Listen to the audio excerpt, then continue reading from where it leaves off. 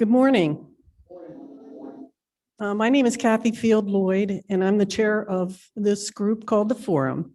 And we are offering this seminar to you today because of the timeliness of it and because of structural integrity of our buildings is on everyone's minds right now. The forum is designed to provide opportunities to board members and HOA board members and condo association board members to learn from each other and from experts at times, two of which we have with us today. We are a program of the Juno Beach Civic Association.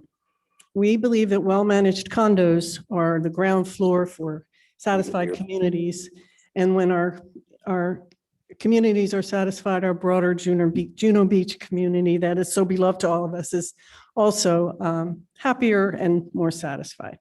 We don't usually offer seminars in the summer, but because of two things. One is because of the pandemic, we ended up having to pivot to online. And so now we have the ability, although this time we actually are, the town is handling it for us, which makes it even easier.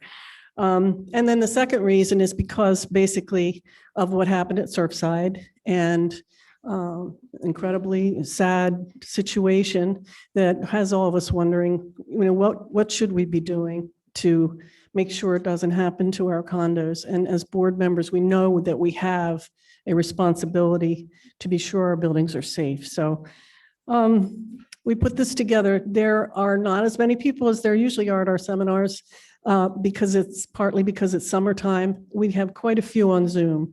So some of them are here local and they just got used to using Zoom, and others are up north. So they are tuning in. You are tuning in. Hello to our Zoom participants. So now I'd like to introduce Kathy Dorn from South State Bank, one of our sponsors. She sponsors a lot of our seminars and is always here supporting us. She also is on the board of the Forum and on the board of the Juno Beach Civic Association. So she's very, very involved with us. Kathy? Thank you, Kathy. The South State Bank is always very honored to be able to sponsor these programs. We believe they bring value to the community, and knowledge is power. Many of you may know us as Center State Bank. Center State Bank recently merged with South State Bank. The company is the same. We now have, as far as service is concerned, we now have over 34 billion in assets, and we're in multiple states in Georgia, South Carolina, North Carolina, Florida, and Virginia and Alabama. South State Bank specializes in working with associations, condominium and homeowners associations of all types. We've been doing it for more than 25 years. I'm a relationship manager with the bank, so my role with the bank is to work hand in hand with board members and associations and helping them finance or structure the best way they can if they have to take on any capital improvement project, whether small or large. We work with you on the details of making that affordable. Today, it's my pleasure to introduce the panel. We have very distinguished guests with us today. Jane Cornett, an attorney with the Becker Law Firm, was scheduled to be on our panel today. She has apologized. Something has come up where she could not be here today. It was beyond her control, and if you've been to any of our seminars, Jane is very involved as well and does many of the legislative updates. She is looking forward to bringing that information to you later in the year. There is quite a bit going on in the legislature this year. So what I'd like to do is introduce our panel members today, and I'll introduce each one, and then afterwards I'll hand the program over to them. First, we have William Mathers, Bill Mathers with Mathers Engineering Corporation. He's a professional engineer licensed in both civil and structural engineering. He's also a licensed threshold inspector. Bill is the president of Mathers Engineering Corporation, which has been established since 1986. He was also the president of Mathers and Associates prior to that. Their office is located in Stuart, Florida. For over 40 years, Mathers Engineering Corporation has provided structural engineering services for concrete restoration and repairs. Their services included threshold inspections, preparation of bid specifications, product and material specifications review, preparation of structural details for specific repairs, permit and closeout documentation, including record drawings of repairs and locations for building departments. The concrete restoration and repairs included balcony repairs, partial and full depth, balcony replacement, beam and column repairs, foundation repair, edge repairs for both buildings and parking garages, guardrail installation, and window and sliding glass door replacement. Over the years, they've completed several mid to high-rise condominium concrete restoration projects in Broward, Palm Beach, St. Lucie, Indian River, and Martin counties. His scope of work includes structural designs for buildings, marine structures, bridges, and building components to meet wind load criteria with experience in education and concrete design, post-tension concrete design, steel design, wood design, cold formed steel design, and aluminum design. He's very well educated. He holds many licenses, and we do thank you for being here with us today. Thank you, Bill. Our next panelist today is Chris Banker, the president of Patriot Insurance Agency, a very familiar face in the community. Chris, as I said, is the president of Patriot Insurance Agency, LLC, a full-service insurance agency serving the residents and businesses of Palm Beach County and the state of Florida, and located in Juno Beach. He has worked in the insurance industry for over 26 years. Also a lawyer, Chris is a member in good standing of the bars of the state of Florida, Maryland, and the District of Columbia. He is also a member of the U.S. District and Circuit Courts, as well as the Supreme Court of the United States. Chris is a native Floridian, raised in Palm Beach County, and a graduate of Westminster Academy and Florida State University. Go Noles. He is the president of the Juno Beach Civic Association and serves on the town floodplain task force. He has served as a frequent lecturer on insurance matters and moderated the 2019 Candidates Night and related debates. In his free time, Chris teaches high school speech, logic, and debate classes, and has served as guest lecturer at Palm Beach Atlantic University on business law and insurance matters. He enjoys coaching local youth sports teams and serving our local community. Chris lives in Jupiter with his wife Debbie and their 4 children. And so without any further ado, I'll let our panel take over, and Mr. Mathers, the floor is yours. Thank you, Kathy. As I was introduced, my name is Bill Mathers. The resume that was read is pretty long, but I'm not a young engineer anymore, so the resumes get bigger. It's a big subject, so what I've decided to do is I'm going to tell you a little bit about myself in time frames and explain why you're dealing with engineers today that are of the caliber and requiring threshold and special inspector requirements. I received my professional engineering degree in 1977 in the state of Florida. Approximately 1985, the building officials of the state of Florida initiated the threshold licenses. That was done by the building officials of the state of Florida. That was initiated because during construction of some of the bigger buildings, they begin to have failures, shoring failures that lives were lost during construction, buildings that were starting to fall down during construction. And the reason they initiated that was that the building departments themselves, in many cases, don't have the expertise in order to do heavy duty construction supervision. So they initiated these threshold laws. So in 1985, because we were doing already on larger buildings, we were doing the inspections during construction. We took the place of the building department. So that was initiated in 1985 due to those issues. So engineers suddenly got into the point that they wanted us to look at even smaller buildings, okay, with some wind load and stuff that they wanted to start considering. However, it was up to the building department on whether or not we were large buildings or smaller ones. Now, in 1993, end of the 1992, Andrew went through South Florida. Well, Andrew was an extremely strong storm. Homestead area that, the eye landed in, major damage was done. Buildings, wood frame, all was left was the foundations, tremendous damage. So at the same time, the storm's eye with the heavier wind loads, as you got further away from the eye, the wind drops off. So by the time it dropped off to minimal hurricane, 75 mile per hour or so, that reached South Miami, okay? What occurred is that the damages, it was straightforward in the areas of homestead. Insurance policies were written total cost, whatever the cost of the home was, they just wrote for the total, insurance.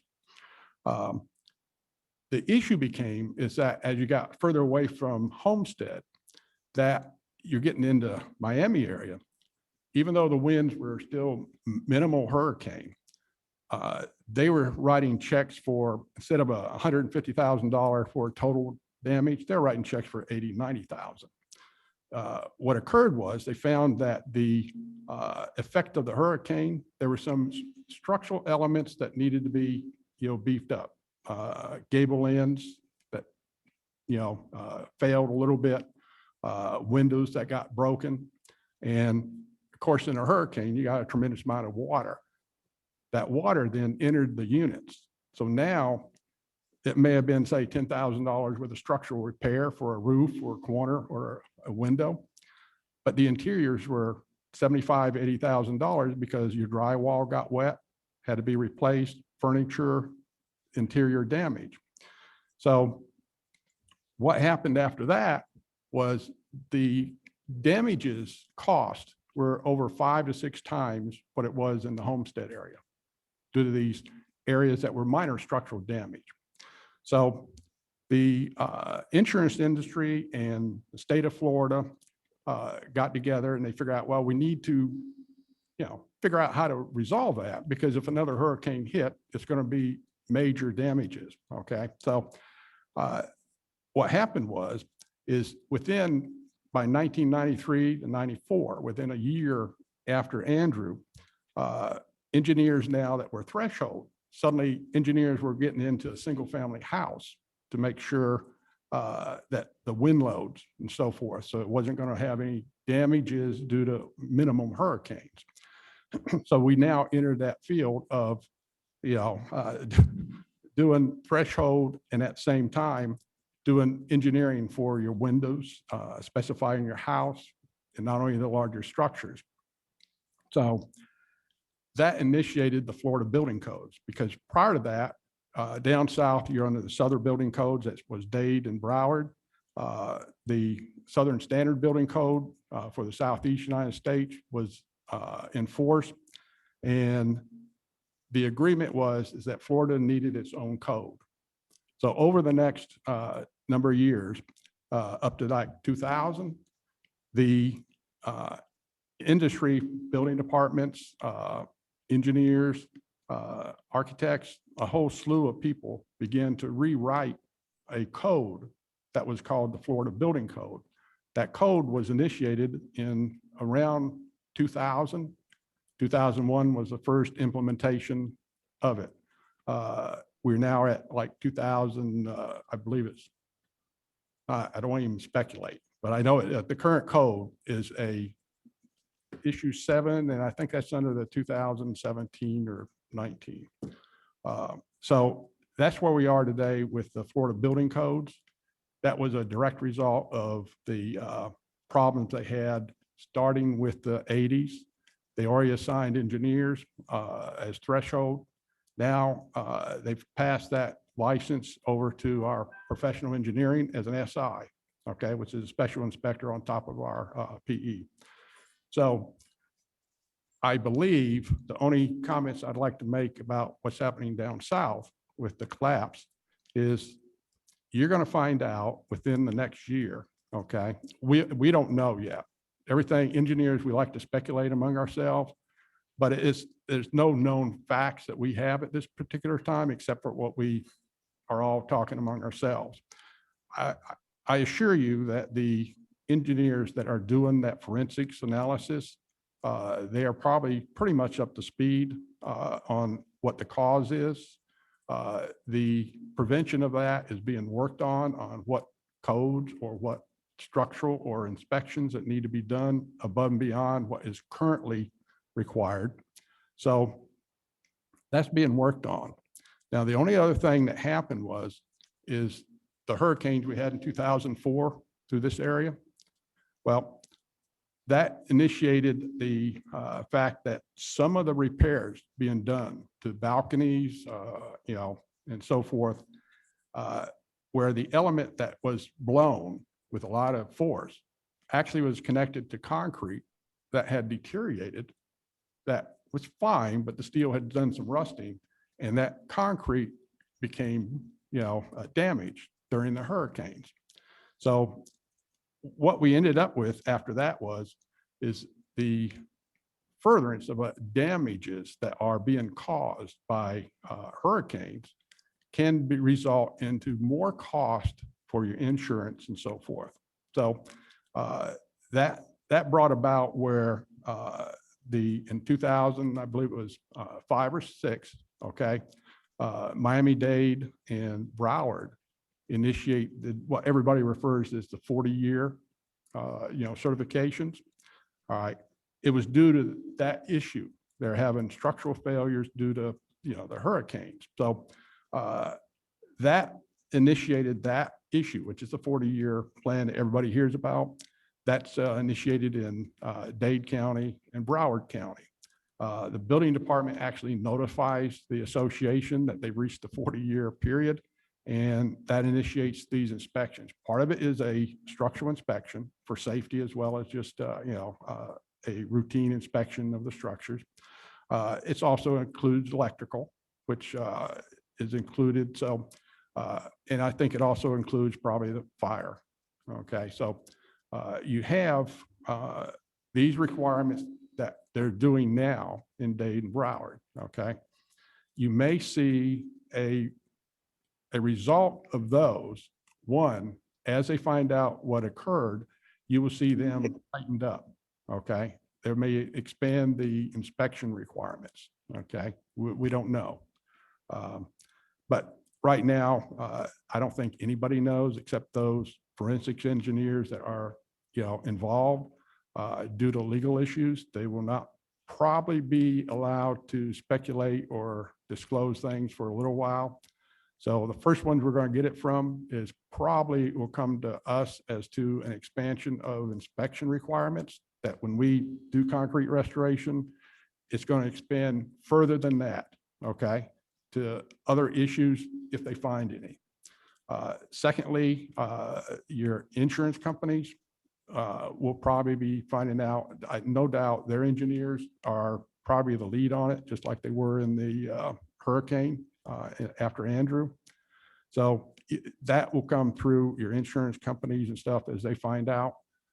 So we'll all know, but we're not going to really know for probably, I don't think I'll know for another 6 months or so. Okay. And then everybody's going to probably know within a year or so, and they will expand the requirements for, whether we call it concrete restoration, but it will be inspections and so forth. So it's a matter of not being worried. We don't know exactly what's going to happen, but the agencies will take care of it. Okay. So in doing such, that's how I've got here. That's why we do concrete restoration. Our goal will be expanded, I'm sure, in more responsibility for investigation as well as supervision of construction. So your threshold engineers that are also, again, they're, SIs. So their role is kind of unusual in this, is that it's not like building a building where we turn in plans and so forth, and then the contractor goes and builds according to these plans. We've got some controls. We check with the local building department as to, do they have any specialized issues such as, can we take down a shutter and put it back up if it's in the good condition and it's operating? Or is that shutter subject to you take it down and you got to put a new one up? So that's usually local. So there's some small things in a local area that the threshold engineer, or the special inspector has to comply with. The next thing he's got to do is, when you call him out, the engineer, if you don't have plans to see where the steel is, okay, it's like a surgeon. Okay, a surgeon's going to go and say he's going to operate on your bones. Well, the surgeon has X-rays, MRIs, all kinds of testing. So before he goes in for that surgery, he has a whole lot of information. Okay, now when he gets in there, he still doesn't know exactly what he's got until he gets in there. Okay, and then he deals with it as that occurs. The point of that is, the engineer, if you don't have plans that have the structure portion of it, where he can see what the steel is, or if it's post-tensioning, you don't have the post-tensioning plans, that engineer is all alone. His only option then is to do such that, my recommendation usually is, when I do it, is that the association take maybe the worst case balcony or walkway or such, and you do the repair on one or two. All right, because I don't know what's there, because even if you get the plans, let's say we got the plans, we have a pretty good idea. You don't know exactly if they built it that way, which is not always the case. Because if they found it was a better idea to do it during construction, of course they would have, implemented. So the engineer doesn't really know. If you do some demolition and repair, the engineer can figure it out along with the association. The cost of that repair is going to be reflected in a estimated cost for additional repairs. So your budgets are much better. Many times the boards choose to do it on a much bigger scale, and you can. It's just that the engineer, you're still kind of guessing until you start doing the first initial construction. So if I can tell the boards anything, go find the plans you can find. If they're rolled up in a container in the office someplace, find them, take them out, go get them redone with a print shop, get them electronically and get them, printed. This is going to help your engineer tremendously, because otherwise he's having to look at kind of guessing, and then his guesses have to result of nothing falling down during restoration. Okay, so it's unique.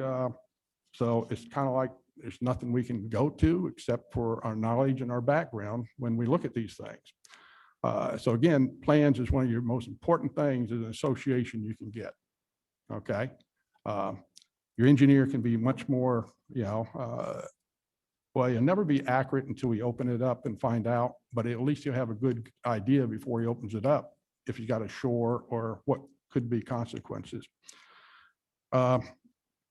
And as a result, my daughter doesn't let me put it in writing, but usually when I'm talking to the board, it's very simple. I can do an estimate, okay, based on seeing cracks and based on what I think the crack was occurred and how extensive that crack would continue. Because if you have a little edge crack, you have a bar along the edges. Well, that bar, if it's getting rusted, it's causing a crack because the bar is expanding. Well, it may only be a couple feet long, but where the crack hadn't caused yet, the rust is already extended much further than that. Every bar coming out of near your slider, crossing that bar is picking up that rust, and it's causing it to go inside. So a little crack can turn in where you can have, a foot and a half of having to remove the concrete and keep what steel is still there or replace the steel. And so you don't know. So I guess the point is remember this, I can estimate, my pen will do the estimating, but the jackhammer establishes what the cost is going to be. Okay.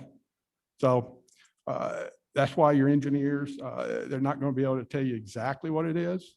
Okay. They'll do the best they can, but understand, personally, what I do is I take and we can estimate just so they can get bids. But then I'll tell the board, usually I double or triple that, because if you go and do any repair on your balcony, right? What happens if it's an edge repair, you got to take down the shutters on the unit above and below. And you got, if there's enclosures, you got to remove them, the guardrails, the screens. So you're dealing with 2 units to do a single deck repair. Okay. So your cost is, much more than just that repair. Same thing if you got sliders, all right, on your doors. Well, if you got to take out one and you got to go full depth, that means you got to take out the one below. That means you got to put walls up inside the unit.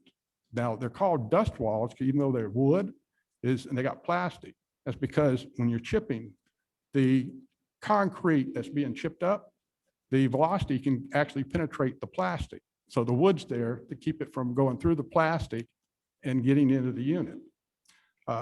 Those are not waterproofing because they're setting 2, 3, 4 feet inside the unit. So that is what we call a dust wall, even though it looks like it's substantial. All right. During the hurricane season, you have to be careful because the contractor has to know and the board has to know, in the event he has a door out, what's he going to do? Well, they've got to put in a waterproofing barrier and a hurricane barrier. Now they can build that. It'll be built on the outside of the wall. Okay. Much more substantial in order to waterproof it and prevent, objects from flying into the unit. So the other advice is this, is if you're going to do if you're doing repair, concrete repair, if you do it in the wintertime, there's no hurricanes. All right. So from the month of somewhere around, what is it, November typically to April, it's a dry season, get very little rain. The importance of that is you may see crews working for 30 days and they're doing all this demolition. Okay. A lot of people, and they're tearing up the building and they're opening it up ready for actually to pour the concrete. Well, if you get into having a lot open and you haven't talked to the contractor on restricting the number of openings, you may have 4 or 5 units open. Well, the hurricane isn't just the fact that a hurricane hits, it's the volume of water and wind. And if you live on the ocean, a good day, it could be 30, 40 miles an hour. If the breeze is blowing, and depending on where you are in the building, it accelerates around the building. It could be 50. And if you live on the ocean or off the intercoastal, you'll find there's a lot of wind. Okay. So wintertime is the best time because you got contractors that aren't working in the prime time that most condos want, which is from after April to November, when they want them to do the work because nobody's there, right? Hadn't come down to the winter. So if you're working in the rainy season, all right, the reason your time frames are accelerated is because we don't know when it's going to rain. Okay. If you're pouring concrete, you can't pour in rain. You don't want to pour too close after it rains. So you got to have a pouring time that could be delayed. You then, once you do the concrete pour, then you got to have drying time, because the drying time on the concrete, typically we use 21 days. And part of that is not just for strength, but when you start putting your waterproofing on top, you got to let the concrete dry out. Otherwise your waterproofing materials for your decking won't stick. They'll start peeling up in the future. So you could have 60 days waiting on screens, waterproofing, all your other apparatus is to put on the deck, guardrails. So if you're doing that, your time frame now, where you saw all this demolition, is occurring actually fairly fast, and even the pouring of the concrete, they do fairly quickly. But the time that you can occupy that balcony to have all your screens, your guardrails, and everything else, it could be up to maybe 2 months after that. Now, in the rainy season, you don't know if there's going to be rain that's going to delay those issues. All right. The other thing is hurricanes, which and most of these are my recommendations that I talked to the boards on over the years, is when we hit hurricane season, we require the contractor to pre either build or be ready to close up X number of units that he chooses, that he could feel that he can get done before the hurricane hits. Years ago, I had a discussion on one that they wanted to open up a whole stack, okay, maybe 17, 18 units, so they could go through pretty quick. And of course, we're working in the rainy season, and simple question is, can they secure those with the hurricane prevention, right? And they said yes. Their crews could do a whole stack, get them up in one day, right? No problem. They're wood frame, and they'll build them on the outside of the building. Then the next question is, well, where are you going to get the wood? Because you can't buy it anymore at Home Depot a week or two before the hurricane hits, right? So they said, well, they keep it on stock. I said, okay, are you going to set aside a portion of that for these 17, 15 units that you're going to be able to do? They said, well, yeah, but we probably don't have that much in stock because there's other buildings. I said, so you can't guarantee me you're going to have it. So the only suggestion is that we would give you, look, we'll prepay you to have prepared for maybe 3 units or 4 units, on a large job, but that's all they can have open at any given time. So the danger isn't the hurricane per se that's striking the building.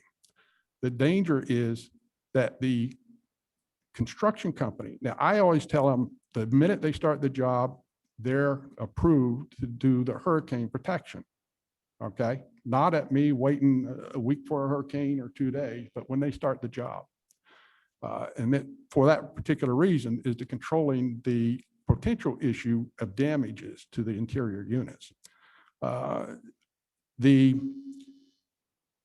issue of what that all comes down to is I've had contractors that when the hurricane's coming, we think it's going to hit a certain place, 3, 4 days out, maybe a week out. But then a lot of them in this area turn and go up the Gulf Stream offshore, right? I've had contractors that chose, because the hurricane wasn't striking, it was turned, it's going up the coast. Well, we didn't get, hurricane winds, but we got 50, 60-mile-an-hour gale winds, right? Well, on one case, they chose not to barricade up the unit. All right. Well, rain, and if you guys live near the ocean, that rain is coming at a pretty good clip. It's not going vertically, it's going horizontally at 50 to 60 mile an hour. That rain hit the dust wall, went around the dust wall, okay, even though they tried to tighten it up, and it did damage to the interior of the unit, okay? In that particular case, because they have the authority, then the contractor paid for all the interior, renovations and, repairs. So that's part of your danger. It may not hit, but the winds will be at such substantially strong that the wind and the rain can damage the interior. So the associations need to be thinking about that, okay? Now, if you're doing it in the wintertime, you're not going to have that issue, all right? And therefore, you'll get twice as much work done in the wintertime as you do the summertime. So if you can, work in the wintertime, okay? I think a lot of experienced associations in this probably already understand that. So the next issue, I think I covered a lot of them here.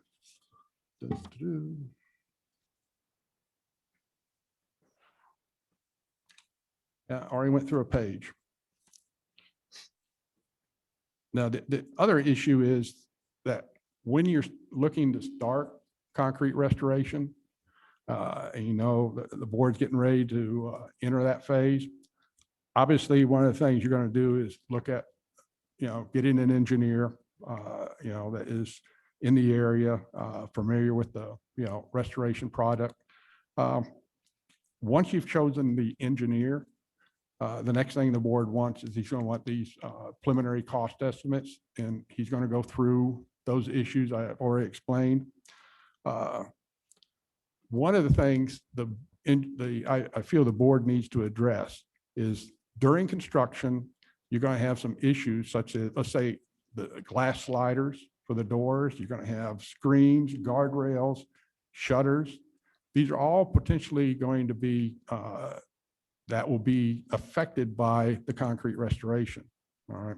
So if we allow the contractor doing the restoration, we will allow them to remove and replace these items. But if he's going to do it, when he takes it down, it's his. In other words, you don't know if it's going to be mislabeled and put back up and reversed, okay, for like guardrails. You don't know if there's going to be damage to the slider for where is it stored. If the contractor says he can't warrant the product going in before he takes it out, then your best bet is to pre-plan having a company that can provide sliders and put them in, take out the old ones. Same thing with screens and guardrails. That's your other option to this. Sometimes you may not think you're going to ever need it, but I've seen times where, you know, a window got damaged during construction, okay? Or door got damaged during construction. Well, then you still end up going back and having to go through this process while you're under construction to see if you can get a door replaced. Today, materials are really tough to get. These are long lead items. So I think the association needs to think about that when they're talking to the engineer on whether or not you can produce that option. And you need to do that early in the game before you actually start the restoration. So that's one issue that we come up against, and I always recommend that the boards consider that. The other issue in that same line of thought is who pays. Well, the engineer is usually, it's either going to be the association that pays the bill. It's going to be the contractor that pays the bill if there's a broken or, you know, such that occurs, damage. And then you're going to have the unit owner paying the bill. So the board has to decide in the beginning who pays what. If it's the unit owner, is it the association? Because the engineer just wants to know, because if he's monitoring the cost, he can have the contractor subdivide out the cost. If it's unit owner assigned, during the process, what will happen is that if it's unit owner assigned, then the board will be able to take from the invoices and bill the unit owner. The problem is you can't wait in a construction renovation project with construction company. You can't have them wait up waiting on a item to be paid by the unit owner that may take 3 months. So you have to work this out early, because in my opinion, in most cases, it's the association ends up paying for it, so they don't hold up construction, and they then can bill the unit owner with that option. Now, the other issue comes up is during construction, we find out some unit owners are getting ready to replace shutters, or they're going to be replacing their doors to the new impact-proof doors. Well, you can actually accommodate that because the restoration company can work with the company they've hired to do it to make sure that the openings will fit, because the new doors won't fit in the old openings, okay? They have to be modified. So the restoration contractor can do that and accommodate it so that it's done with the third party that's putting in the door. They'll communicate among themselves. So that's one issue that needs to be squared away early.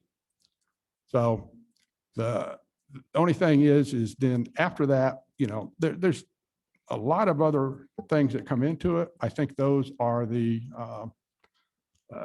most important issues.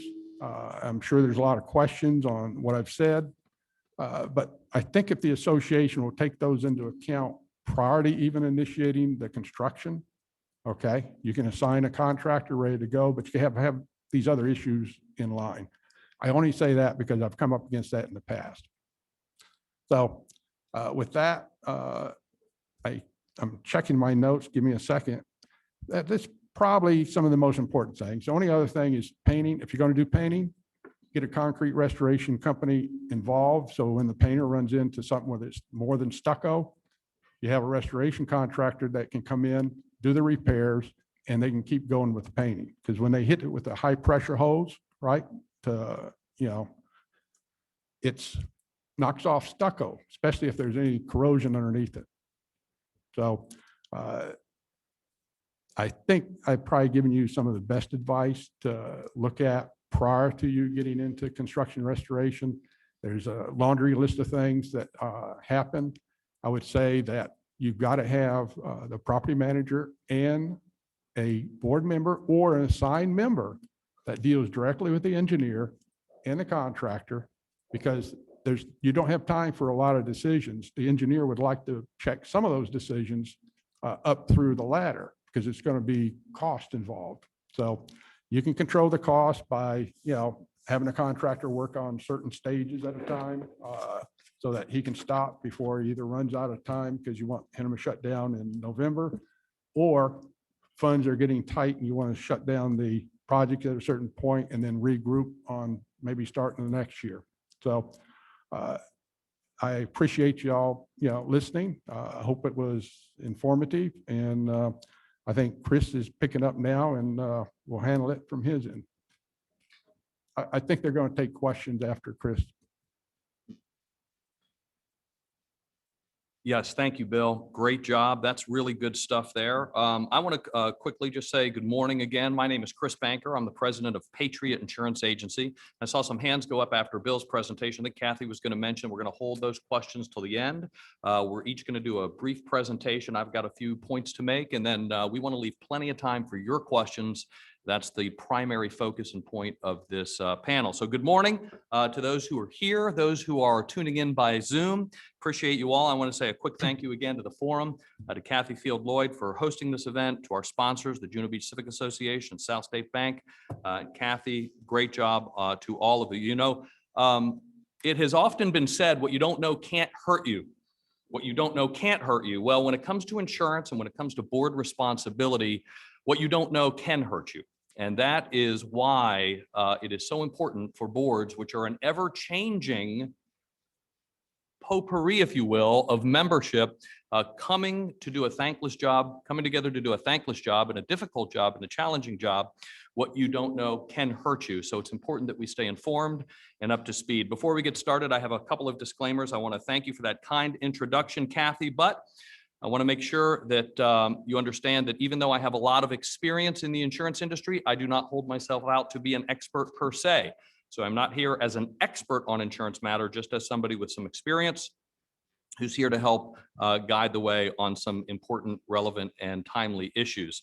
Secondly, even though I am a lawyer and I do have a law degree, I am not here as legal counsel, and nor am I functioning as a lawyer in any way, shape, or form, and nothing said today should be construed as legal advice. They're laughing, and a couple of people have their microphones out and their recorders out.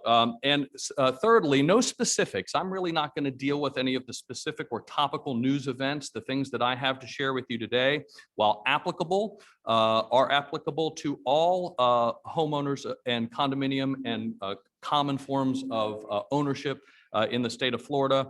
And you can apply them as you see fit. I think they'll be helpful in that regard. And then finally, I would just recommend that at the conclusion of this, that you remember to consult with your lawyers who are experts in these matters, and your insurance agents, because each case is specific, each risk is specific, and your particular situation needs specific and unique advice and counsel from those who know best.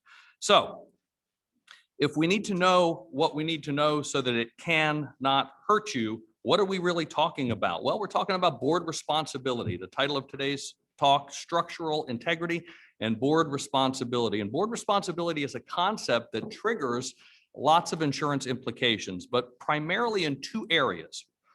One, the obligation to protect the property. Those are the physical and tangible assets of the association entity. And two, to protect the people.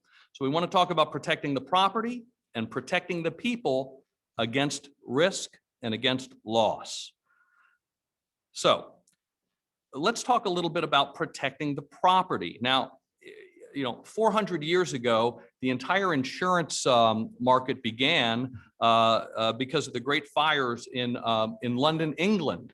And so it became known as fire insurance. And that bit of a misnomer prevailed until really just recently. But now we talk about all losses to tangible property and assets, or to the physical assets as property insurance, not fire insurance, because fire would make you think that only fire would be the applicable loss. But in this case, we're talking about property insurance, damage to physical or tangible assets of the association. So let's talk a little about that. Damage from a foreseeable, insurable loss or peril. And what does that mean? It means, what is the cause? We always look back to say, what was the cause of the loss of the physical or tangible asset, or the damage thereto? Well, in a collapse situation, we might ask, was it windstorm? Was it a failure to maintain? Was it ground collapse or sinkhole? What was the cause? What was the reason? Well, keep this in mind. Not every loss and not every risk is insurable. You might find that very hard to believe, but it's true. Not every loss and not every risk is insurable. There's not an insurance policy or an insurance provision to cover every single potential hypothetical damage to your property or to your people that might exist. So there is a finite subset of those things that can and will be covered by insurance policies. More importantly, not every risk or insurable loss is covered. So there may be a subset of covered losses that could occur to your property or to your tangible assets. But even though there's insurance available for it, it's not covered under your particular policy for any particular reason. These can come in the form of exclusions for certain types of things: water damage, windstorm, or sublimits to coverage, where the entire value is not necessarily insurable. So we have all of these limitations that are drafted by lawyers in cubicles over hundreds of years as they respond to claims and losses that occur over time. And you realize that, wait a second, I can't insure everything, and everything that I can insure, I may not get coverage for, and everything I can get coverage for, I may not get full value for. And even then, it's expensive and hard to get, and I'm confused. Well, that's the dilemma that we all face as directors and officers of the entity associations, and it's challenging. But when it comes to structural integrity, inevitably and invariably, what we end up talking about are sinkholes and catastrophic ground collapse. Well, those sound pretty similar, and they are, but you'll hear folks refer to a collapse from substrate, whether it affects a home or a condominium association or a condominium property, as a sinkhole, small s sinkhole.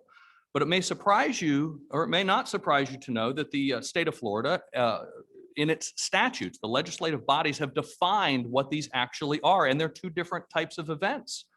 But they each concern the dissolution of substrate underneath the building. Now, Bill is much better qualified to talk about the distinctions among those, but I will share with you that the Office of Financial Services, the Department of Financial Services in Tallahassee, does publish a brochure called Sinkholes and Catastrophic Ground Collapse. And I would invite you to Google that and pull it up and print one out and discuss it at your next board meeting. And you'll be just as confused as even I am, but perhaps Bill can distinguish. But listen to this. Florida law defines a sinkhole as a landform created by subsidence of soil, sediment, or rock, or underlying strata dissolved by groundwater. Conversely, catastrophic ground cover collapse is defined as geological activity that results in all of the following: abrupt collapse of ground cover, depression of the ground cover clearly visible to the naked eye, structural damage to the building, including the foundation, and the insured structure being condemned in order to be vacated by the governing agency authorized by law to issue such an order for that structure. So if that's clear, we'll move on, but it's not clear, is it? It's very confusing. So what are we supposed to do? Now, I'm on the board of directors, or I'm an officer, and we have to do something with that information. Well, the point is this on insurance. Sinkhole and catastrophic ground collapse on the insurance policy are treated very differently. Florida law mandates that every insurance company offer and provide coverage for catastrophic ground collapse. So if you meet those 4 conditions and you've had that type of an issue, you're going to have coverage for that under your policy. But what if it's something less than that? You don't meet one of those conditions and it's a sinkhole per se. Again, Bill can clarify the difference between those two. But if it's a sinkhole, you may not have coverage because sinkhole, while encouraged and in some cases required, may not be required or may be excluded by the insurance company. So you may have catastrophic ground collapse and you may not have sinkhole coverage. And in many cases, you will not have sinkhole coverage. And you may not know for months or even years which of those two perils, which of those two events caused the collapse in the first place. That's where engineers and structural professionals are able to help sort that out after the fact. So what's a board to do? Well, a board is to take its most reasonable and prudent action that it can take, and that would be to insure for what is available to the maximum insured value of the asset. We'll get into that in a little more detail or in response to your questions. So the thing I want you to take away from that piece is this. When it comes to collapse caused by something underneath, it's either sinkhole, catastrophic ground collapse. You have coverage for that on your property policy. For catastrophic ground collapse, for sinkhole, you may or may not have coverage, and it's important to know whether you do or whether you do not. Next, what is the board's responsibility? Well, first and foremost, board responsibility derives from a number of different sources, right? It can come from Florida laws, statutes, the legislature. As you may know, and as our third panelist would have shared with you today, there are many obligations that the board has that are driven by laws and the statutes for the state of Florida. But even outside of that, board responsibility comes from and is derived from your governing documents, your articles of incorporation, your bylaws, and those are very clear in most cases about what the board is required to do as it relates to insuring the property. Remember, insuring the property, insuring the people. We're only talking about insuring the property right now. So your governing documents are absolutely crucial in the decision as to what to insure and in what amount to insure. Each governing set of governing documents is likely to be different and is likely to have a different way of saying similar things. But it's important to make sure that that as a board member, you have procured an insurance program that complies at least with the minimum directives of the governing documents. That would be a starting point for the board of directors and for its relative responsibilities. So how do we determine what is reasonable? Well, think about it. That's kind of the standard, isn't it? What would a reasonable person or what would a reasonable board member do? Well, that's a very complicated legal question that I'm not going to answer today. Our third panelist would have, and your own legal counsel can help you with that. But the bottom line is this: there are standards of care that are out there. They can be somewhat amorphous. Some can be, and some aren't. Some are more clear. Standards of care for what boards and its officers must do in order to protect the entity, meaning the association, vis-a-vis insurance. And the best way to say it sort of in summary form is that you are required to act prudently and to act reasonably within whatever your relative standard of care is. Now, the standard of care is going to be different for a board that is governing a risk that is a direct oceanfront, and it's going to have a different set of standards for what is appropriate for maybe a risk that's located in Central Florida. The risks that are attendant to those specific and unique buildings are going to be different, but there's mostly commonality in terms of what the board must do, and that is to act prudently and to act reasonably, which includes, by the way, acting on the advice of professionals like Bill, like your lawyer or your legal counsel for the association. So we've talked about the different causes, the different perils that might drive damage to property. In particular, we talked about catastrophic type where you have something underneath the building. We've talked a little bit about the board responsibility and where that's derived from. But the question I always get as it relates to property is, well, how much? How do I know how much to insure the property for? Because if any one of these perils occur, including that kind of collapse, do we have enough coverage? Well, the answer is very simple. And statutorily, you are required to obtain an insurance cost replacement appraisal every 3 years. That's the minimum standard every 3 years for your structure. And if you're not doing that, you certainly should begin doing that so that you are in compliance with that. But that's a minimum standard.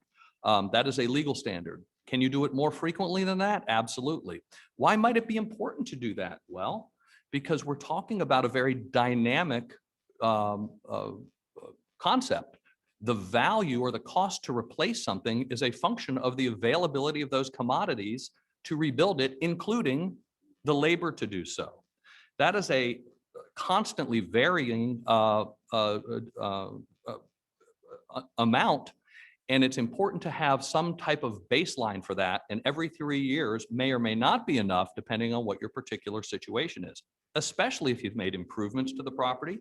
As Bill was suggesting, certain improvements or redos might increase the value of the properties. There are lots of different components to valuing the property, but the starting place would be a replacement cost appraisal done by a certified appraisal company.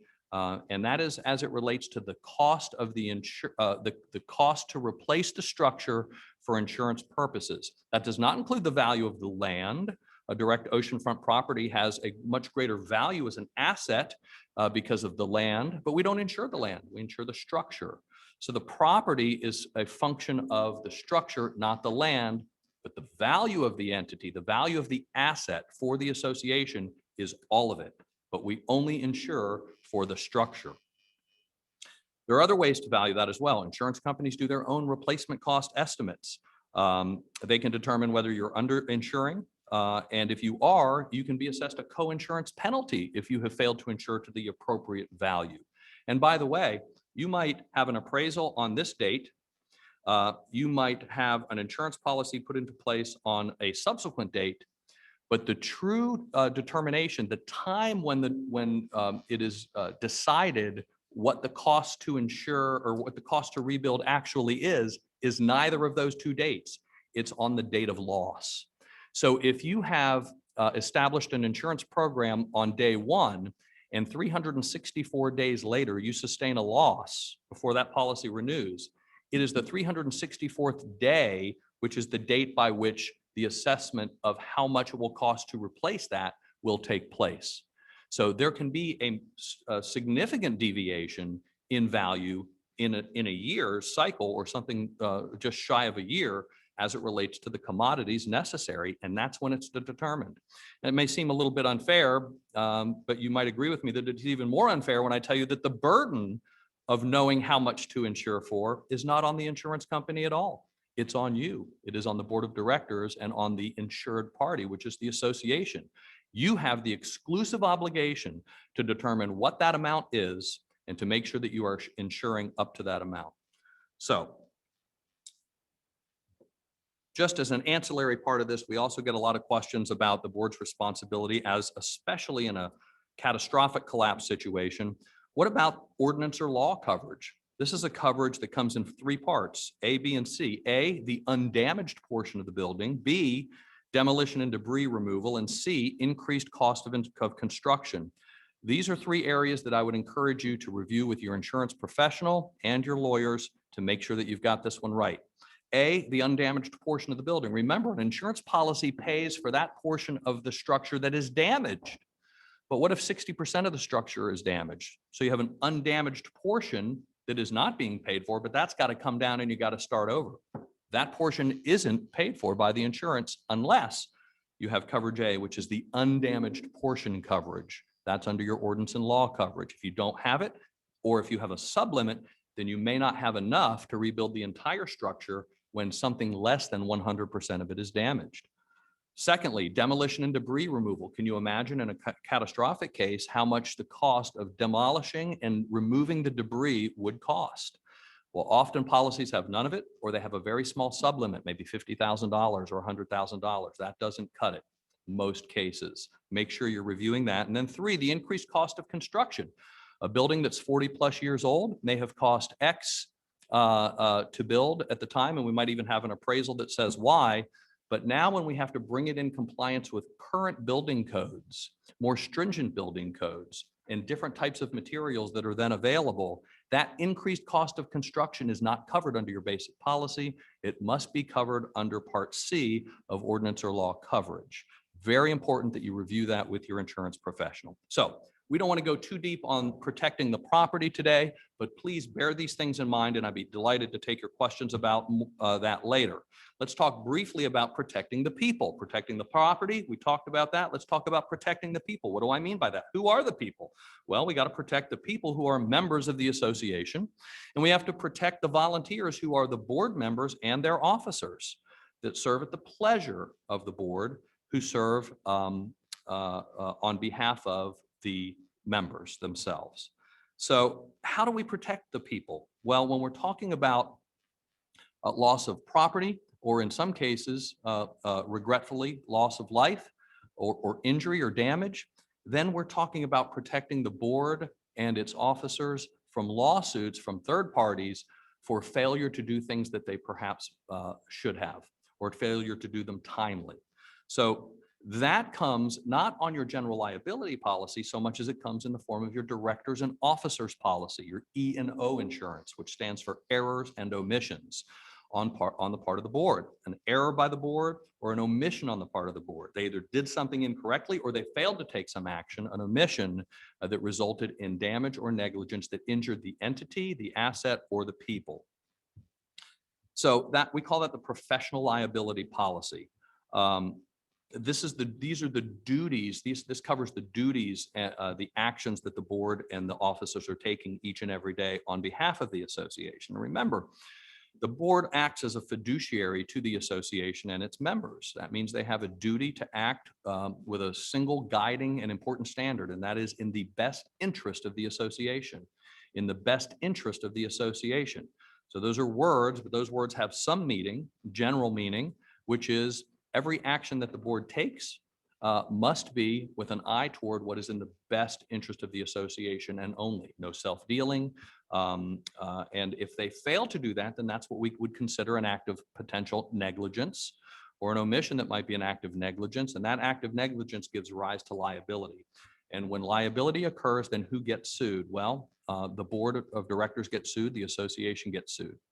So you have volunteer board members who have potentially individual exposure for their actions, even though they were acting on behalf of the association. We got to protect those folks, those volunteers who are working earnestly to do things that are in the best interest of the association. That's what the D&O, or the professional liability policy, does.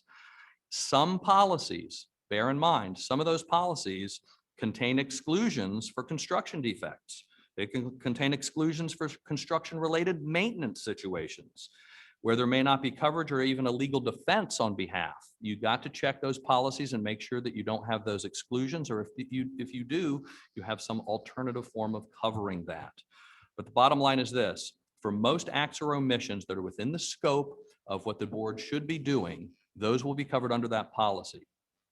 Well, here's where the potential problem is. Most of those policies come in the form of $1 million or $2 million worth of coverage. That sounds like a lot of coverage, but it's really not. And if you consider, if you use your imagination or even consider current events, you'll know that that is woefully insufficient.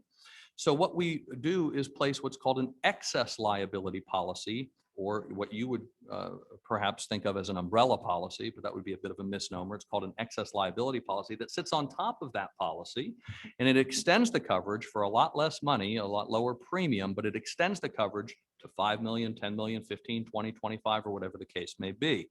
And that excess liability coverage needs to work in congruently with the underlying policy so that there's no gap there. Because if there's a gap or there's insufficient coverage, then it can flow back to you personally and individually as a member of the board.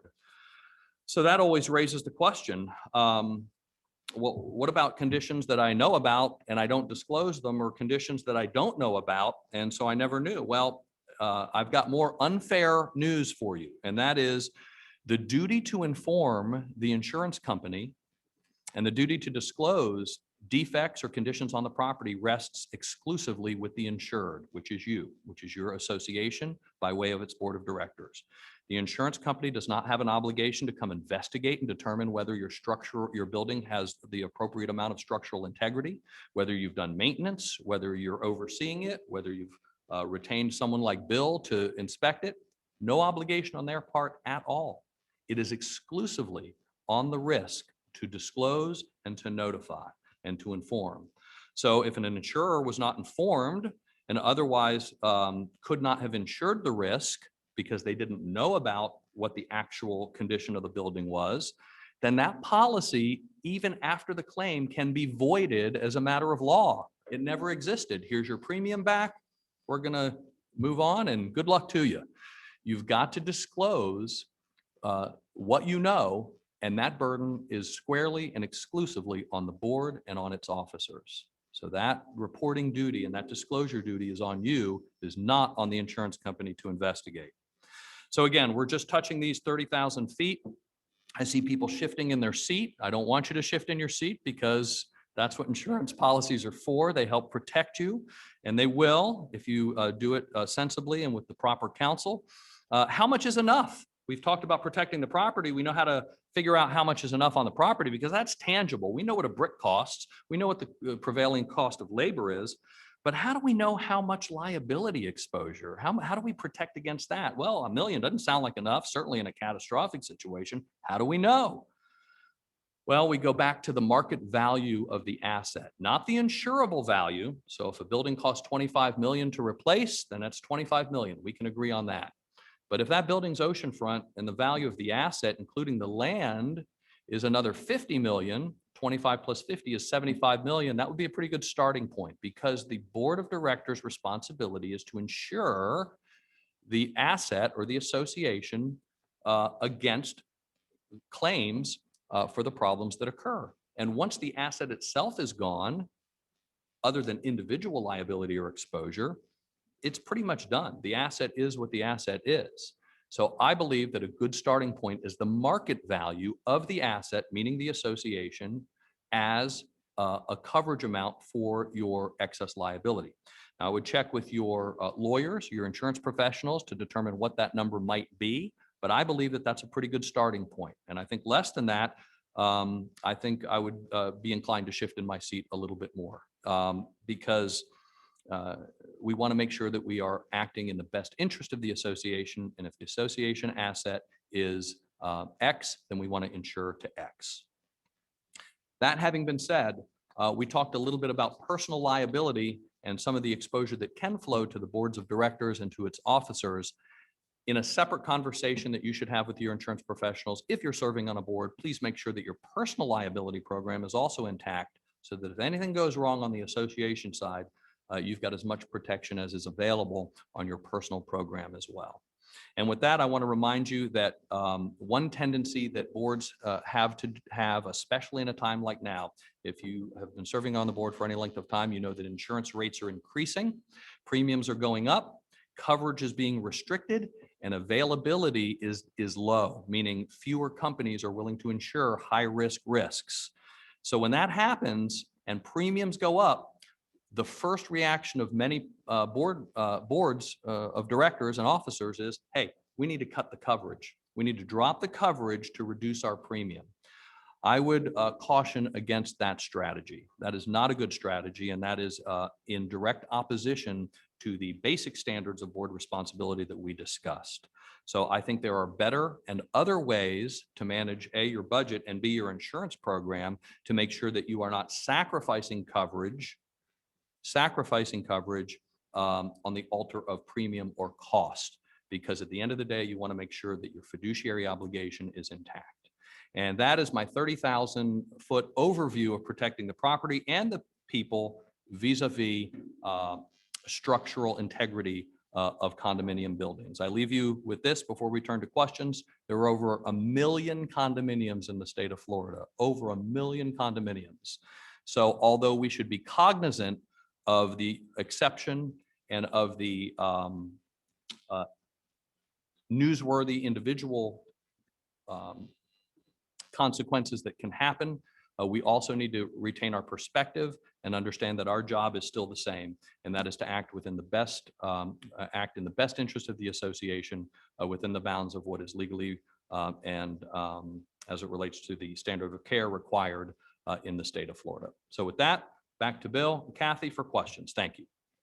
So we're going to start with in-person questions. So you who have come in person, what we'd like you to do is we'll call on you. If there's too many hands up, we'll let you know which one. And then you come forward and ask the question here at the microphone. That'll help with the Zoom participants as well.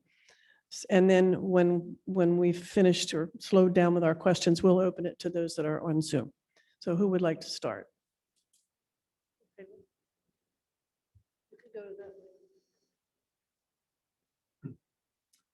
Hi, my question is for Bill, but it kind of goes along with what Chris said. I'm worried about what we don't know. And my question is, to give you a little background, I have a condo that's right on the ocean.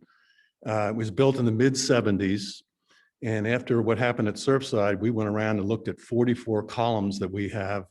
And we found 2 that were damaged. One was minimal, we've repaired that. The other one was a little more than minimal, and we repaired that.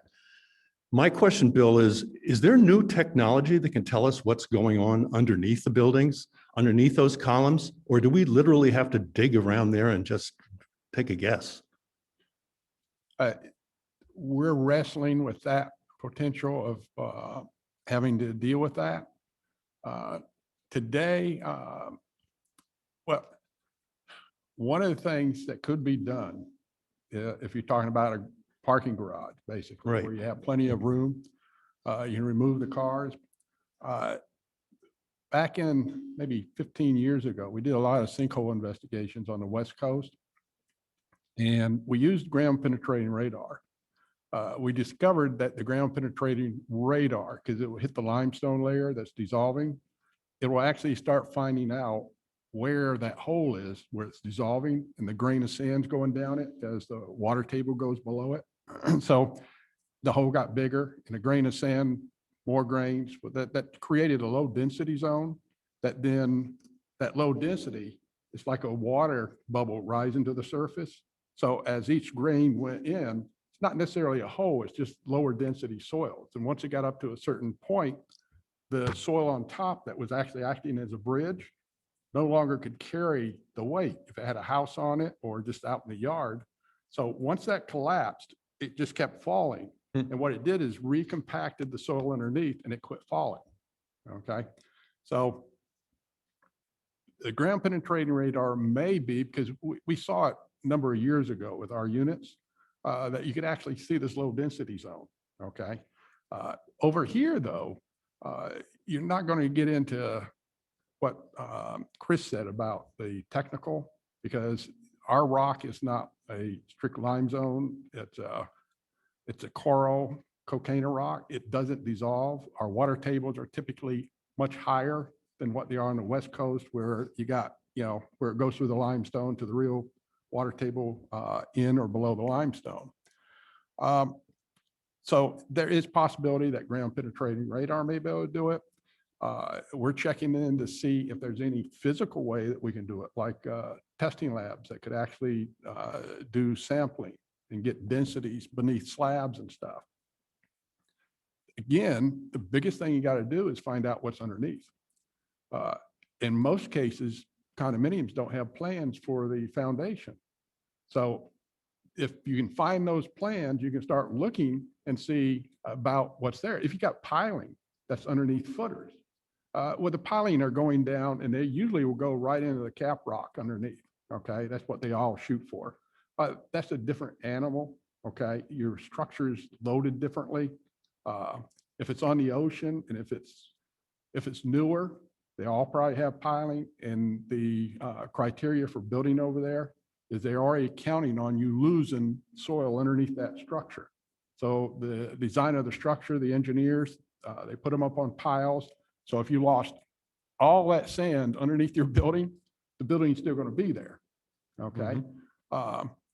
So there are things that are being at work. And I would say what's going to happen is engineers you deal with, okay, they're going to know fairly soon, because it's going to be a requirement that somebody has to certify it.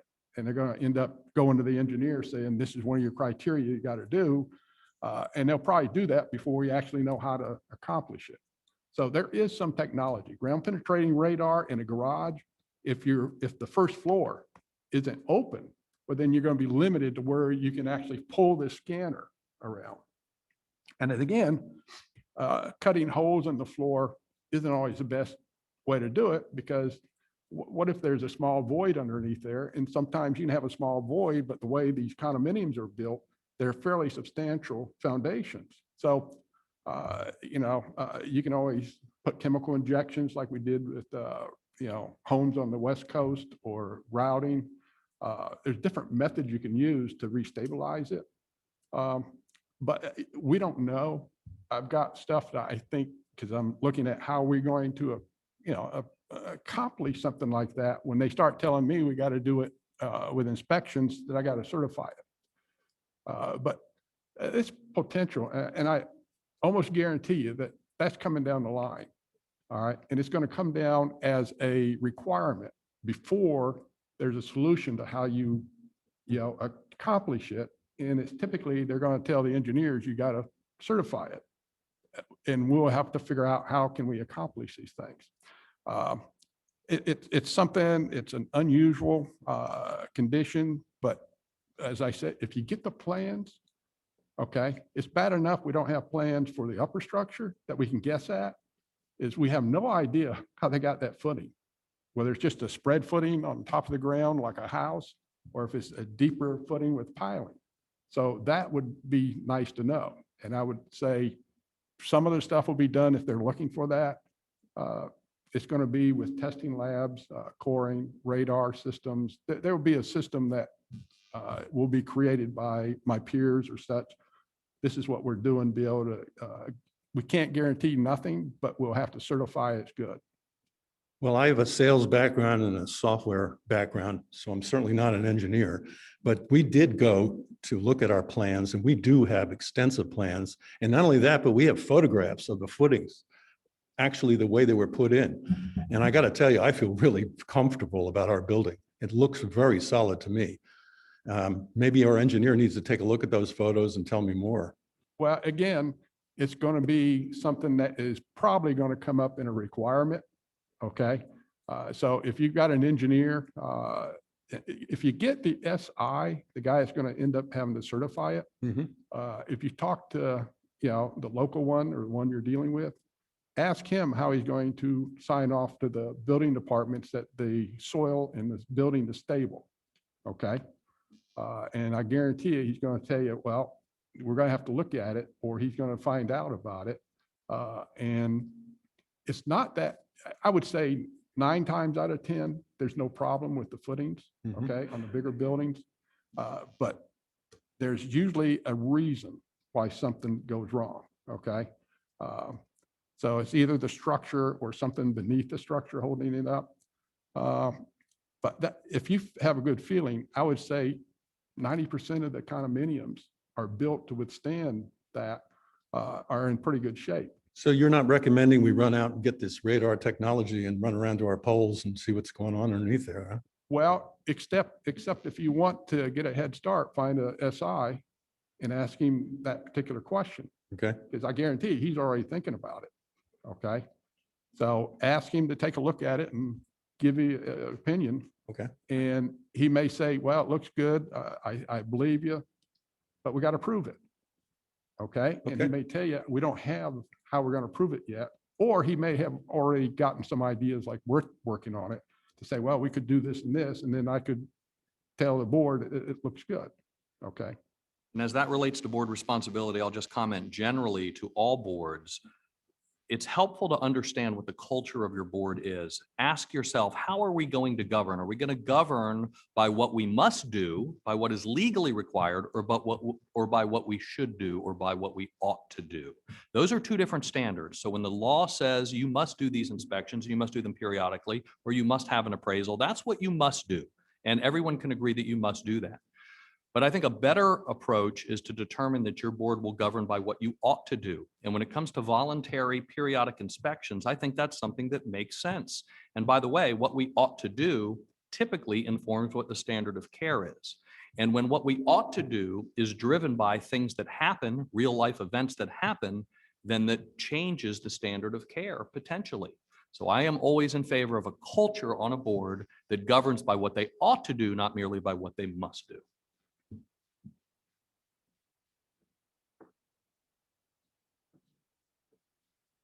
To prevent corrosion of the steel rebar, please explain the necessity of waterproofing concrete decks and regularly sealing all cracks in walls and decks and cleaning and sealing all holes drilled in the decks for shutters and screens. Yes, sir. That's something that you have to look at with the boards. The gentleman talk is on a, helps the condominium he's in, was a former board member. He's very knowledgeable, I think, in processes. His question is why should you worry about your waterproofing, your walkways and so forth? Well, it's very simple. Steel corrodes, okay, based on moisture. It's accelerated when it gets the salt with it, okay? So if you're on the ocean and a minor little crack, stucco does not stop moisture, okay? It will penetrate the stucco. So it'll get on the, like your balcony edge, you may see a little concrete crack in the stucco. That's because the bar has already got moisture and that bar is corroding and it's expanding from that corrosion. If you would have taken and just caught that little crack, okay, or your paint, the paint will help that they tell you, but once it starts, if you got actually put in a adhesive, okay, a caulking, you're going to stop the moisture penetration. It doesn't stop the corrosion because the corrosion is initiated and it's going to continue a little bit, but as long as you stop the, that moisture, you've got it stopped until you get around to fix it. And that may be a number of years, but then you don't have to do it. The waterproofing on your decks and stuff is the same thing. There's always cracks in concrete. If you take your deck off, whether it's tile or anything else, you'll see there's little hairline cracks. New decks that are poured will have these little hairline cracks. It's just the nature of concrete.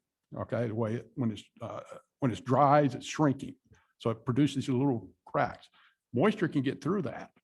So if you don't put a very good waterproofing membrane over the top of it, then it's going to create, and it will actually start deterioration again. And the other issue, you may see a crack that is on your deck or on the edge typically. It may only be a foot long. Well, it may have taken 25 years to get to that 1 foot. Okay, in 5 years, it'll be across the whole deck and you'll be taking off the outside edge of the deck. It's very exponential.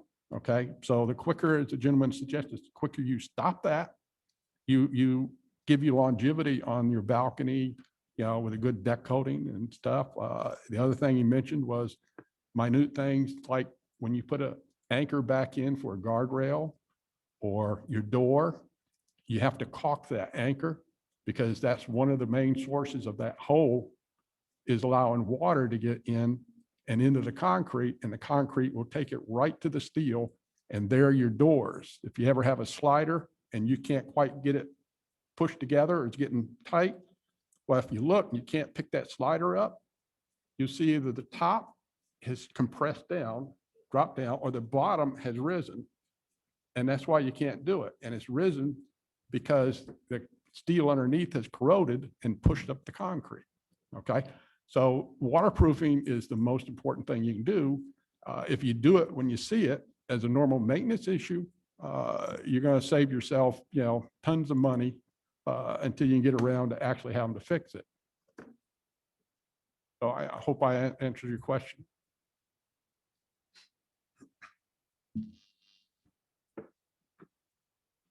Hi, guys. Thanks so much for your expert advice. Two general questions that I think apply to most of the buildings around here. One is we had a repair done about 5 or 6 years ago, and we just had an engineering report done on our building. And we were surprised that we are going to have a restoration done again. And I'm just curious as to, is that standard like every 5 years, or is it just specific to a building, is the first question. My second question is, Bill, you guys look as an engineering firm on the outside pilings or stacks in a given building. How do you evaluate the internal stacks? And I guess my second question, how does that become a liability for the board as a result of that? You gonna take that first, Chris, or you want me? Well, I can refer to the liability portion of it. When you are conducting regular inspections, when you're relying on professionals, and when you're reacting to professional advice in a timely manner, then you've discharged your obligation as it relates to liability.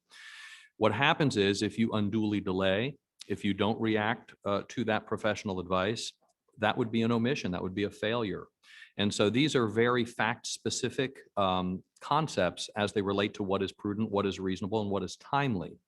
And it's always the reasonable person standard. If the hypotenuse of our panel was here today, they would probably be able to opine a little bit further about that standard of care. But the bottom line is this: if you're conducting maintenance, routine maintenance or regular inspections, then do it prudently, react timely, and rely exclusively on the professional recommendation.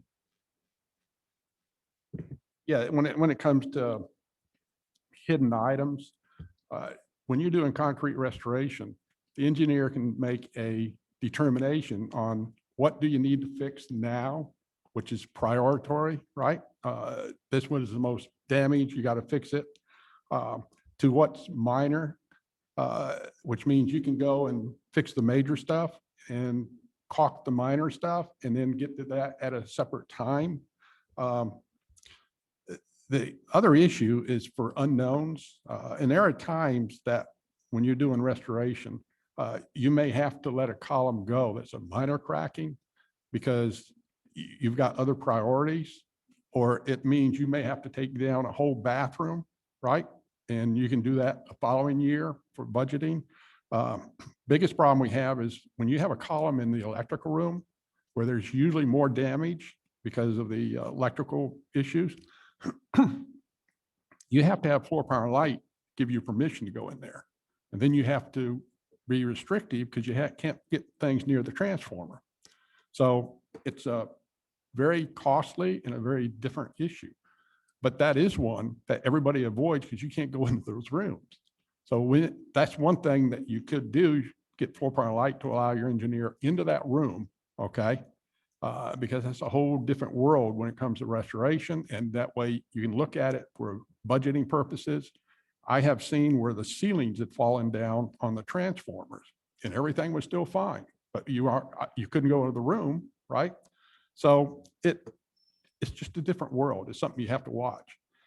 There are other things, typically if it's interior and you can't see it, this means it's sealed by the building envelope. So the chances of a problem with an internal column is rare, okay? You could check them if you wanted by scopes and stuff, but typically it's not something we do because of the circumstances. It doesn't mean that we feel that there's a critical issue, okay? If there's a critical issue, it's usually pretty well disclosed on an interior column and stuff. You don't need an engineer to tell you, you'll be able to find out, okay? And you get these issues that you see, the cracking is long before the column reaches its critical that will fail, okay? And again, engineers will make that decision on a case-by-case basis. So you could check with the SI, he can look, but those are the areas. If it's visual, you can see it, fine. There's other areas you can't quite get to, but you can do the inspection and then determine the length of time it's going to take you to get it because you can't get in there exactly when the restoration crew wants to, right? Hopefully I've answered your question, sir.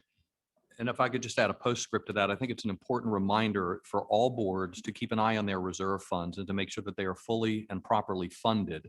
Why? Because the timeliness with which you can respond to professional recommendations may be contingent upon whether or not you have the reserves to do so. And if you have failed to keep the reserves in proper order, then your ability to respond may be slowed. And in some cases, time is of the essence. So those two things work together. It's a reminder to do a reserve study and to make sure that your reserves are in proper order so that you can respond to physical deficiencies in a timely manner. And I think, just to add on to Chris a little bit, one thing also, the 40-year recertification program, I believe in there's a time frame that if something's discovered, that you have to fix it. I think it's 6 months, but it's in the documentation. So that report puts a time frame on the association or owner to do the repairs. So plus, it reminds me, when you also got fire protection, when you go do restoration, you may have to move that. So you got to get the fire department involved, electrical movals in order for repair to be done in the garages. So, but I think I give you the best advice I can at this point. Okay, all right, one more question from here and then we'll open it up to the Zoom participants. Just to follow up on your reserve question, what is the liability for the board when the community itself votes to not fully fund the reserves? And this is a constant over, let's say, 10 years. So the question is, what is the liability of the board if the membership does not give them the authority to act prudently? Well, that's a tough question, and it's a good question. Fortunately, it's somewhat rare, at least in my experience, but when it does happen, I think your first call is to legal counsel to ask how you can properly cover yourself and the board in terms of your liability. Now, what that does to any structural, if it's intended to correct a structural deficiency or some other safety issue, that's a much more significant issue. And I think that you would want to immediately avail yourself of legal counsel who could probably come to a special meeting and inform the membership as to why their vote matters, what the implications are of that vote, and how it impacts public safety, the entity's safety, et cetera. But as a basic proposition, if the board has, and this is true of all board decisions that require membership approval, if the board has acted in concert with their professionals, made recommendations and put it to a vote, and the membership chooses to not go in that direction, then certainly the board has disclosed or has discharged its obligation, but the members themselves then obviously have created a potential problem. Legal counsel can be incredibly helpful in educating the membership of the full range of ramifications that come from that type of vote. It's a great question. Okay, so our Zoom participants, I believe Caitlin has already instructed you. Raise your hand if you have a question and she will announce your name and that's how you'll know you're on.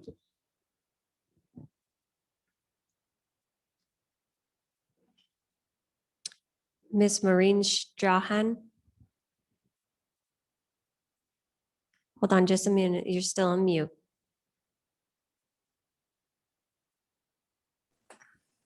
Hi, thank you very much. So as you go up and down Ocean Drive, you see a lot of people in buildings putting hurricane impact glass in, and we know it's a heavy product.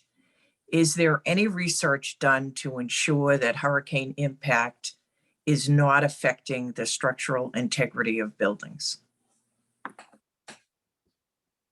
Yes, ma'am. It's typical in restoration to the point that the engineer has to make a decision based on the local building department's requirement that can he replace the existing slider? Okay, which means if he can, then he has to do it that the slider is functioning and it's as good a condition or better than when it was put in. It has to be anchored to new codes, but you can put it back in. The problem is some of the old sliders require shutters, all right? Or it had shutters. Well, if they didn't, codes today say that in order to use that older glass, you also have to add a shutter for impact resistance. Everybody will end up going, what they do is code is more than likely dictating with cost and everything else that the new impact windows and doors, they are being put in, they're heavier, they don't fit in the old frame, but all that's modified by concrete restoration companies and the door manufacturers. It's not uncommon that the association, some of them we work for, they made that decision that they were going to replace all the sliders instead of piecemealing them. One, so that the association has a look for its uniform looking. So the boards, you have to make decisions to that point.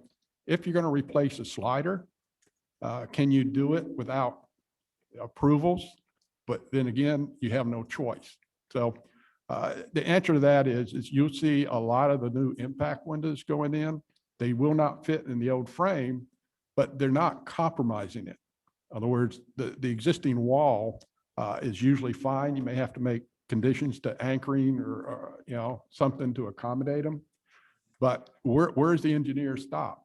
If it goes to the anchor, well, then that point it's anchored in goes to other structural features. Well, where do you stop the upgrade? The codes are not quite specific on it. An engineer has to make a judgment has he got the frame of that door, heavier frame, locked in to meet the new current wind loads, and the structure that it's going into is solid to the point that it could take it, but it's not necessarily that he has to certify everything attached to that to bring it up to codes. So, but I think to answer your question is the reason you're seeing it is because the board needs to make those decisions early, because you don't know if you're going to come into maybe 1 or 2 or 3 or 4 doors that in the inspection showed there was issues that they were coming out and they were going inside the unit for repairs. So that sometimes the boards just make the decision, well, we're just going to require all impact proof glass. And the shutters sometimes stay up because it's a lifestyle. A lot of people on the ocean, I noticed, they can keep the shutters with a small crack. They can then keep the sliders open and they don't get, pulled out the door or sucked in when you open it.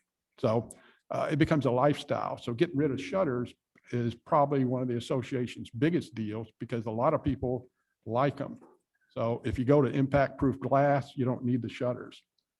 So it becomes a major issue sometimes, but that's why you're seeing it. Everybody is going to impact proof glass today versus putting in glass that meets the wind, but you still have to have shutters. So I don't know. Hopefully I've answered your question, ma'am. Thank you. Again, those attending by Zoom, if you have a question, please use the raise your hand feature and I'll call on your name.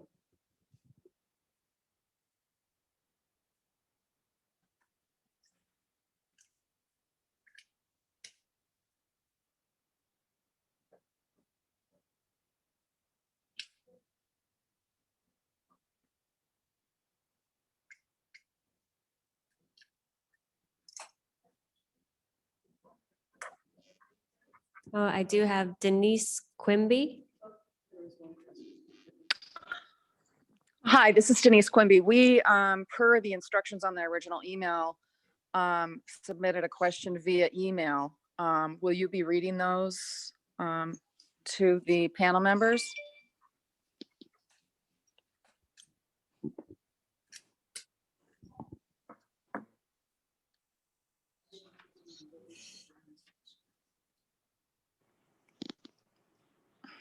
Hello?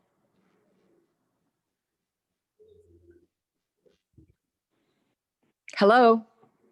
Which email did you send it to? I send it to junobeachforum@hotmail.com. Can you go ahead and read your question as it was not received? Okay, I'll send it, yes. Okay, the question is, do you recommend oceanfront buildings hire an engineering firm to examine the structure with ground penetrating radar, I guess otherwise known as electromagnetic radiation, to determine if the building was constructed consistent with the original plans and drawings relative to rebar and potentially disclose other structural problems?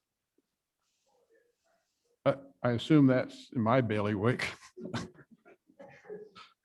Well, and I would add is that for Mr. Banker, is that something that he would consider part of the duties of the board? Well, number one, radar is a, potential.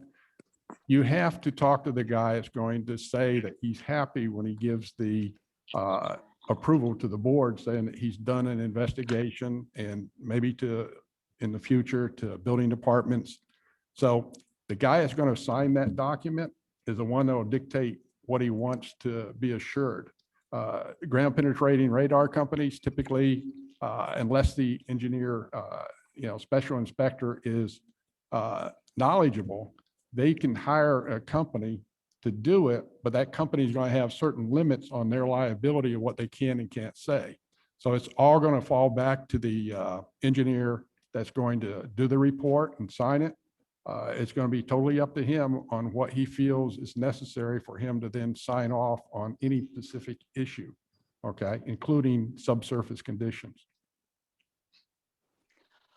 Okay, I guess my follow-up would be then, given what happened with Surfside, under the current circumstances, do you recommend that the association undertake that sort of investigation, i.e. hiring an engineering firm to conduct whatever testing exists to determine the internal, if there are any internal structural problems, i.e., well, for example, with Surfside, the original drawings called for 4 bars of rebar, and with the collapse of the columns, it showed that there were only 2 bars used.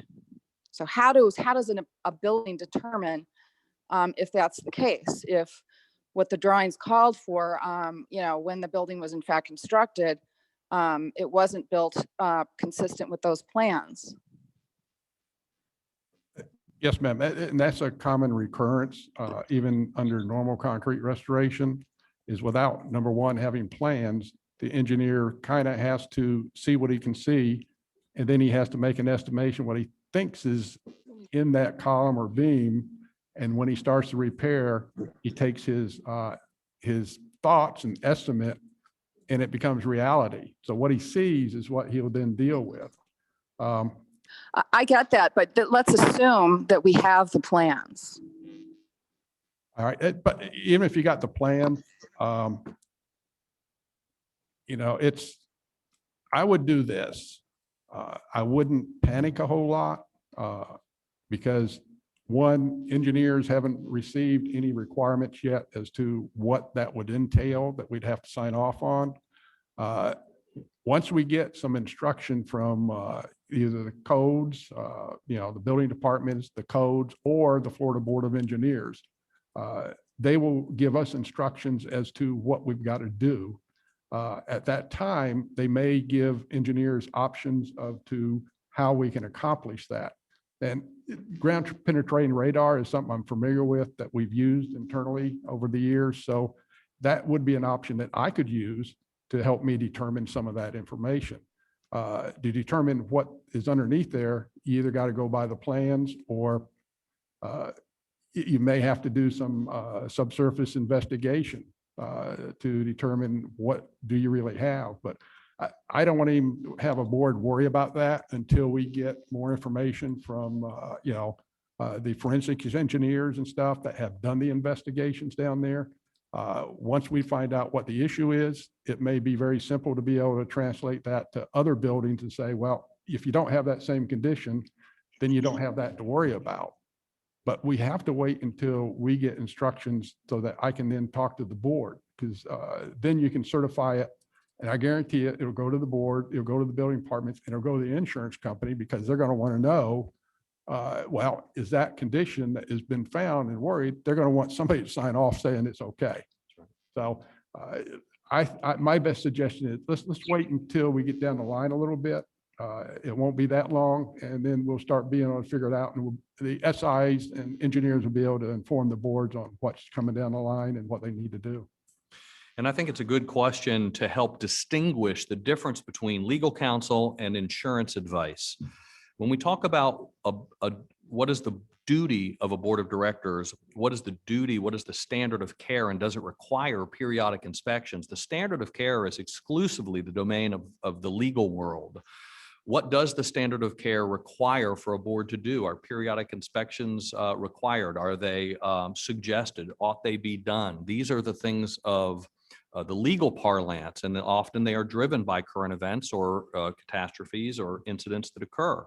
But that is where you would go to understand what the obligation of the board is. What I can say is that the insurance piece of it picks up once you begin to act or you fail to act. Then the insurance policy protects the board and its membership for either acting prudently, but doing it incorrectly or failing to act prudently, then the insurance policy comes in to protect the board of directors for those actions. So if inspections were required by a legal standard of care and you failed to do them, but you didn't realize that, then perhaps the insurance policy would protect you for damage that would occur and any exposure or liability claims that would come to the board as a result of that. So understand that the duty, the standard of care, and what a board must and should do is in the domain of the legal requirements. The insurance policies protect the board and the entity, the association, for failing to do those things properly or for not doing them at all when they otherwise should have been done. Hopefully that helps. Okay, I guess my follow-up would just be from an insurance perspective. Would you recommend that some sort of undertaking like I described be initiated by the board, given what has occurred at Surfside? I mean, is it the prudent thing to do? You were discussing earlier should versus ought, the distinction. I would. Is it, in your opinion, do you think it's a prudent thing to do, and would you recommend it, especially with a building that's had concrete restoration done previously, and there are issues with the quality of that work?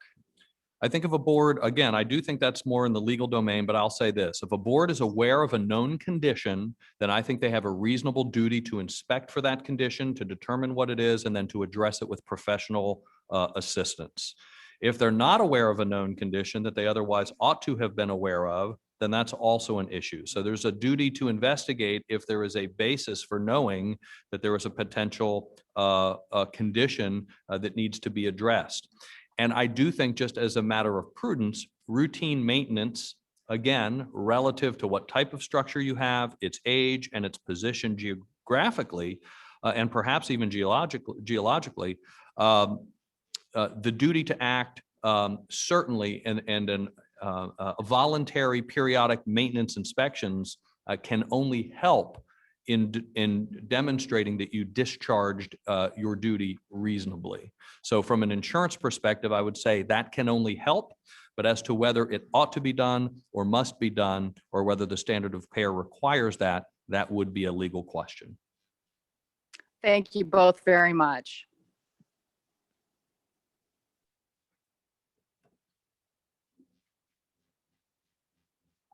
Thank you so much. My name is Donna Hamilton. I'm the president of the Juno Beach Civic Association. And I would like to truly thank all of you for being here today, starting with our esteemed panel. Thank you so much. Engineering and Chris Banker from Patriot Insurance. And I also would like to thank our wonderful sponsors, Kathy Dorn from South State Bank, and of course,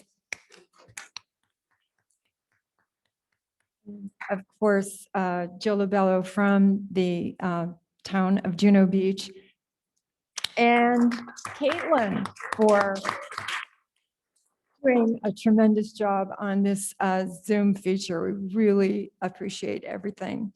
The Civic Association's mission is to enhance the quality of life in Juno Beach, and we do that through education and cultural events. And we really believe that the forum is so important because of the HOA and what a responsible and important job all of you have. And I applaud you for your taking your time and your energy and putting it in to protect the property and the people of your organization. So thank you so much. We really appreciate having you here and being here, and stay informed, be safe, and be kind. Thank you.